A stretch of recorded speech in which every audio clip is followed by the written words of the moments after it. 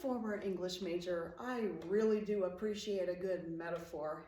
Metaphors are how I make sense of life and sort out my thoughts, and metaphors are what I love best about the Gospel of John, which is rich in metaphors, proving that Jesus and I truly are soulmates. I understand Jesus best when he teaches in metaphor because that's how my brain works too. But the 10th chapter of John's Gospel gets a little confusing because, can't believe I'm saying this, there are too many metaphors. You see, metaphors are a bit like spices. You can only use so many in any one dish before it becomes confusing. There I go, lapsing into metaphoric speech after barely 100 words. I'm going to read you the beginning of John's 10th chapter, and you will see what I'm talking about. But fear not, I promise we'll make sense of it in the end, so sit back and enjoy the ride, metaphorically speaking, while we hear the beginning of what is commonly called the Good Shepherd Discourse, the first 11 verses of John's 10th chapter. Jesus said, "Very truly I tell you, anyone who does not enter the sheepfold by the gate, but climbs in by another way, is a thief and a bandit. The one who enters by the gate is the shepherd of the sheep. The gatekeeper opens the gate for him, and the sheep hear his voice. He calls his own sheep by name and leads them out. When he has brought all his own out, he goes ahead of them, and the sheep follow him because they know his voice. They will not follow a stranger, but will run from him because they do not know the voice of strangers." Jesus used this figure of speech with them, but they did not understand what he was saying to them. So again, Jesus said to them, "Very truly I tell you, I am the gate for the sheep. All who came before me are thieves and bandits, but the sheep did not listen to them. I am the gate. Whoever enters by me will be saved and will come in and go out and find pasture. The thief comes only to steal and kill and destroy. I came that they may have life and have it abundantly. I am the good shepherd." The religious leaders to whom Jesus was speaking were confused by this, and I can't say I blame them. In one short speech, Jesus uses 3 different metaphors to describe himself. He's the guard at the gate, he's the gate itself, and he's the shepherd who calls the sheep by name and leads them through the gate. So which is he, guard, gate, or shepherd? It's a little confusing. Jesus, what are you? Gate, shepherd, guard? This is a well-seasoned dish, but if we remove the flavoring of the various metaphors, we can identify the main ingredient, and to me, that is the essential question. What are we being served here, metaphorically speaking? I find the answer to this question in the 10th verse, when Jesus said, "I came that they may have life and have it abundantly." That is the why. Why did Jesus come? What was the point of everything he said or did? That they may have life and have it abundantly. Whatever metaphor you want to use for Jesus, shepherd, gate, guard, his ministry served this purpose, that people may have life and have it abundantly. So what does that mean? We may be tempted to answer the question using metaphor, but for once, let's not. Let's consider the literal, non-metaphorical outcome of Jesus' gift of abundant life. We see this in the event that immediately precedes this little shepherd discourse, the big event of chapter 9, which we can easily miss if we just drop in like we did on chapter 10, but context matters. So I'm going to be a good teacher and help us hear Jesus' words in their proper context.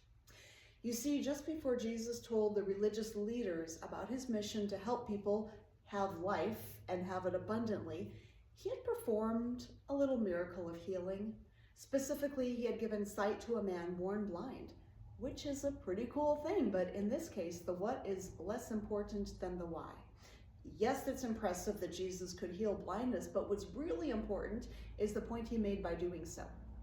You see, as soon as Jesus' own followers saw that blind man, they started asking whether the guy was blind because of his own sinfulness or because of the sins of his parents. Because in their worldview, any kind of affliction was viewed as divine punishment, lightning bolts, for sin. So they wanted to know, whose fault was it that the guy was blind? And Jesus, not having any of that theological hogwash, set the record straight. It was no one's fault. Then he went and healed the guy so that he too could finally experience this so-called abundant life, because in his world, blindness was a barrier to living an abundant life. Gaining sight gave him access to things like employment and friendship and worship, the kinds of things that would sustain him body and soul. And when the religious leaders got wind of this, they grilled that no longer blind man on what had happened, and when he spoke his truth, it was so offensive to them that they actually drove him out. Weird. But that's not where the story ended for the formerly blind man. When Jesus heard what had happened to him, he went looking for that guy, sort of like a shepherd might look for a lost sheep. Jesus made sure that that blind man, not blind anymore, was included in the community they were building, in which Jesus acted as guard or gate or shepherd, pick one, and let people in. And that's the context of this shepherd discourse, with all its metaphors about gates and shepherds. We can debate all we want whether Jesus is gate or shepherd, which metaphor we like better, which theological premise is better supported by one or the other, but the essence of the teaching will always be this. Why did Jesus come? So people would have life and have it abundantly. And what that looks like is that the folks who were not welcomed were brought in. Those who had been cast out were called back, invited into the community of Jesus' followers, where they were learning what it meant to have life and have it abundantly. Jesus' followers would carry that mission statement forward into the community they would build, even after his death and resurrection. If they saw themselves as gates, they swung wide open. If they saw themselves as shepherd, they were good ones. What did that look like non-metaphorically? Literally, it looked like this, as described in the 2nd chapter of Acts, verses 42 through 47. They devoted themselves to the apostles' teaching and fellowship, to the breaking of bread and prayers. Awe came upon everyone because many wonders and signs were being done by the apostles. All who believed were together and had all things in common. They would sell their possessions and goods and distribute the proceeds to all as any had need. Day by day, as they spent much time together in the temple, they broke bread at home and ate their food with glad and generous hearts, praising God and having the goodwill of all the people. And day by day, God added to their number those who were being saved. Why were people attracted to this community? Because they demonstrated God's goodness to everyone. Not some, not to the ones who said and did the right things, but to everyone. The followers of Jesus were open gates. And once people were in their safe place, their sanctuary, they were good shepherds, setting tables for those who longed for the life-giving gifts of food and fellowship. The followers of Jesus wanted others to have life and have it abundantly. I noticed that teaching and worship and prayer were essential parts of the early church's identity. They had to be. The followers had to continue sharing Jesus' teaching if they wanted to build his kingdom on a more meaningful scale. This was transformative discipleship, teaching people to change the world around them for the better. That was how they operated internally as a community of believers. It was spiritual formation, and that was a key responsibility of the church. But the work of the church extended beyond their worship life, because like Jesus, his followers also saw themselves as shepherds. And shepherds, at least the good ones, they go outside of the safe place to find other sheep and call them in. Jesus had called himself the Good Shepherd, saying, I have other sheep that don't belong to the fold. I must bring them also. Jesus' ministry was one of inclusion, ever expanding to find the sheep who were not part of the established fold, not to shame them, but to open doors for them. The doors where all are given access to that which is life-giving. His disciples, at least those who were serious about following his example, they did likewise. What they created was not about religion or rules. It was just a safe and nurturing community where needs were met, where people could have life and have it abundantly. It sounds simple, and it is. They shared food with gladness and simplicity. Friends, our witness to Jesus need not be any more complicated than that. They praised God and demonstrated God's goodness to everyone. I hardly think we could come up with a better mission statement than that. And to me, this is why the church is essential even now. Because while I can live out this ethos in my own life, I can demonstrate God's goodness to everyone. Sharing food with gladness and simplicity, my impact is limited by the size of my table and the constraints of my own time and budget. But when we add all of our collective time and resource and open up the gate to the safe place, the sanctuary of fellowship and belonging, our impact multiplies like the loaves and fishes that have come to define Jesus' own food ministry. Of course, we also need to embrace our role as shepherds and go seeking the ones who may not realize that they are welcome.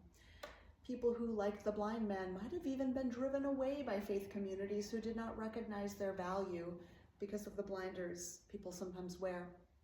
I have heard the stories, and I have met the people, you probably have too, who have been cast aside by their churches because, like the blind man, they have been deemed sinful by their church leaders. I'm pretty sure that Jesus of Nazareth would have sought out precisely these people and welcomed them most graciously, throwing open the doors, seating them at the best table, then sitting with them to hear their stories. My friends, if we are to take seriously our mission as Jesus followers, should we not do likewise, so that others may have life and have it abundantly? This compels us to reflect upon how we live as disciples, shifting our thinking from the idea of maybe attending church to being the church.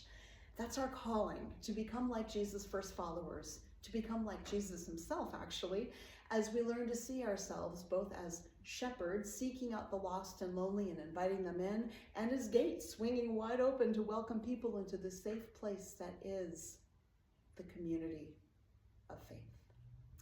Beloved friends, let us continue to praise God and to bear witness to God's love as revealed through Jesus by demonstrating God's goodness to everyone and letting our actions proclaim to our community, here in this place all are welcome, here in this place all are valued, here in this place all are fed.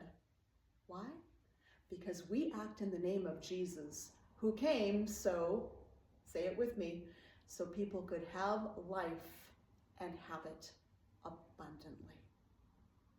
If you choose to reflect and maybe even engage in the practice of journaling, which I'm encouraging my congregation to do during this season, the questions to consider would be, who has opened the gates for you in your life?